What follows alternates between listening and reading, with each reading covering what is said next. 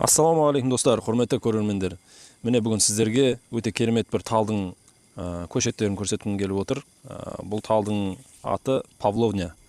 Бұны қазақша адам ағашы деп те айтады. Жалпы бұл ағаштың ерекше тұстары өте көп. Дәл қазір біздің уақытымызда 21 ғасырда адамдардың барлығы өте асығыс. Не жасаса да тез болса дейді, тез байып кетсем дейді, тез барлығы тез болғанын қалайды.